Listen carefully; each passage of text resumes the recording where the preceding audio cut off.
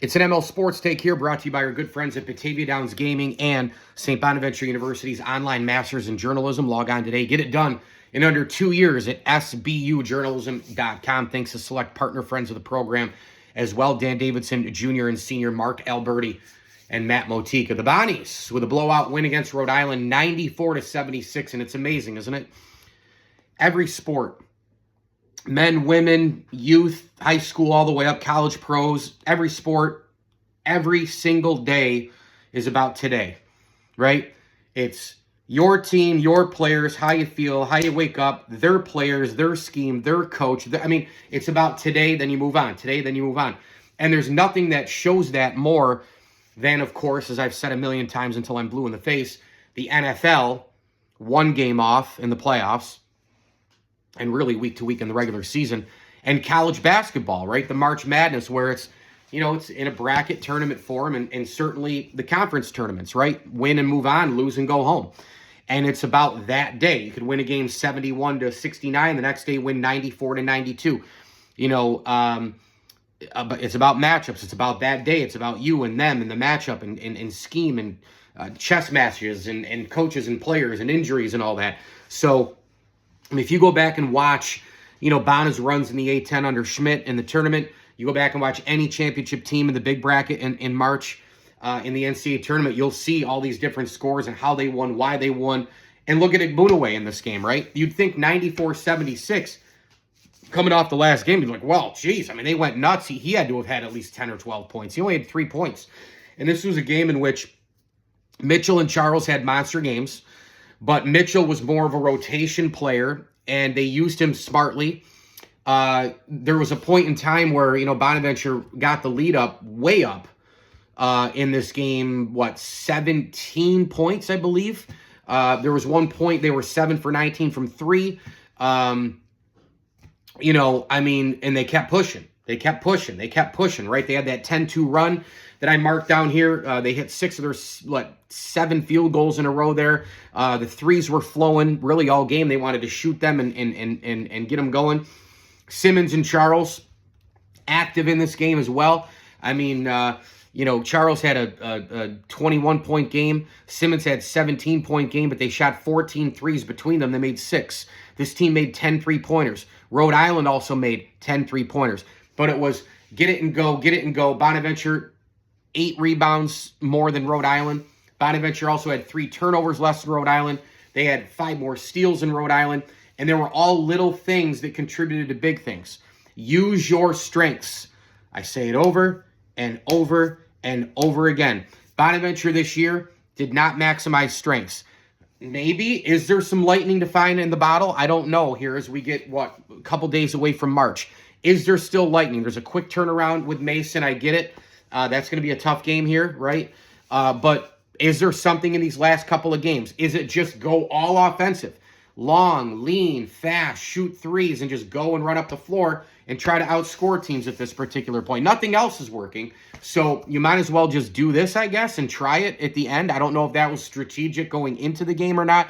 I don't know if that was the way the game flowed. I have no idea. They were up by 9 in the first half, seemingly in control a few minutes into the second half. Those runs, shooting the threes, doing their thing. The bench guys got some great minutes, right? Joe G goes in there. Grahovic gets 7 points. Osasui was 6 points, but he played 10 minutes. And I still think Lunardi, again, who knows what's the future for these guys? Who knows where they're going to go, if they're going to come back next year or not with NIL portal and all the bullshit. But I still think there's room for Lunardi in this offense. Get him in there. He shoots and makes a 3. You get him in there. He moves without the basketball. He hustles. He can shoot the 3 and stretch the defense. I still think there's room for this kid in this offense. I really do. Now, it's a little slow. He's a little small, but if he can come back and work on some conditioning and work on, a few different things defensively, maybe he could be like a nice role key piece in the future of the Bonnies here. I don't know, but I still think there's meat on the bone there with him. Bowen, Simmons, Charles, Mitchell, all in double figures. Obviously, Charles and Mitchell go for 44 combined, but you look numerically and you're like, okay, well, if they're going to win defensively 71-69, I want this game to be this way.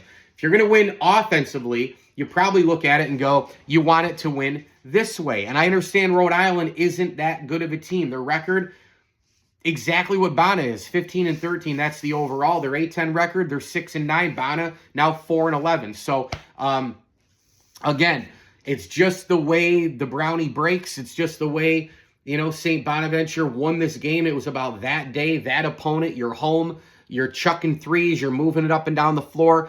But I did like the foot on the gas. I did like the athleticism. I did like the length. I did like using certain things that, allowed them to dominate Rhode Island. A team that when you have this team at home and you're longer and better and faster and all that, you should win this game by double digits. Just like I go back to these games that they had this year. Again, the 5-game losing streak there, unacceptable. I mean, you're at St. Joe's, at LaSalle, and losing before that at home to Fordham. If you could have gotten this offensive game against a LaSalle team, maximize some strengths. LaSalle, I don't see much different, many different things. I don't see really much differently about LaSalle than I do Rhode Island defensively in terms of what they have and size and where you can maximize them. I don't see anything I don't see any discrepancies there. I don't see craziness with Fordham.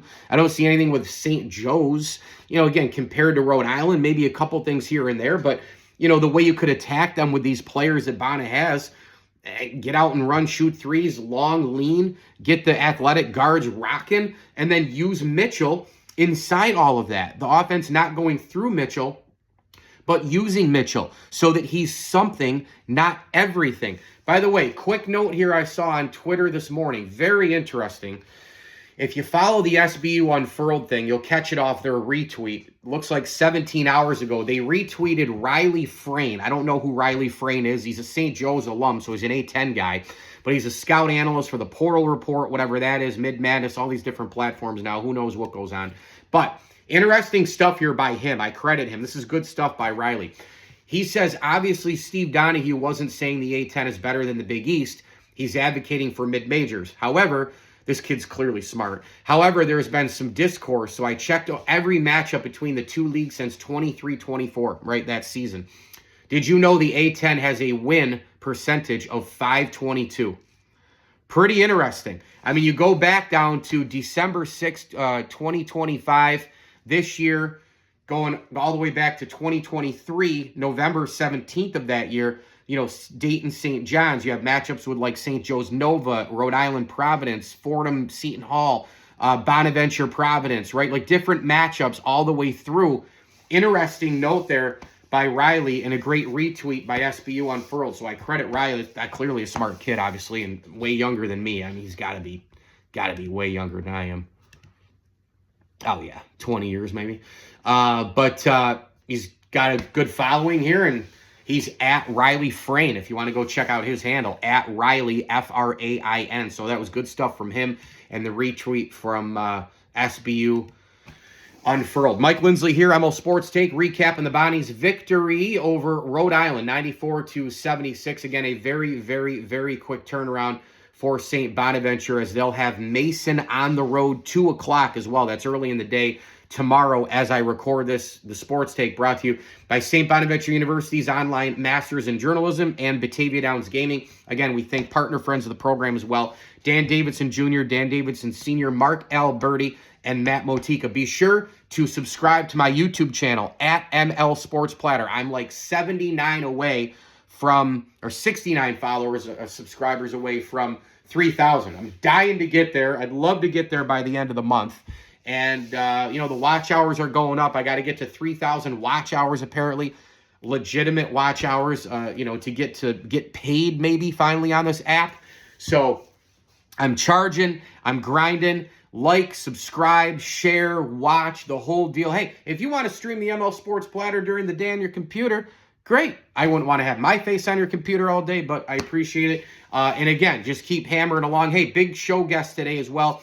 Damon Amendolara, my good buddy DA, Syracuse alum, terrific talk show host for Sirius XM Mad Dog Radio. You'll want to go listen to that. He's got information on the Bills offseason. He actually talked NIL portal a lot in this thing because I asked him about the one thing that he would change in sports. He talks Mets, Yankees, previewing the season a little bit, and we got into the USA gold medal winning teams, right? So for hockey, so definitely hit on that today. That's on the YouTube page. It's all over the social platforms, and on the audio side, on the Believe Podcast Network, of course, just download that off of Apple and Spotify. Bonnies now 15-13 overall. They're 12th in the A-10. Few games left before Pittsburgh. Quick turnaround. George Mason tomorrow on the road after beating Rhode Island handily at home. As I always tell you, enjoy the games.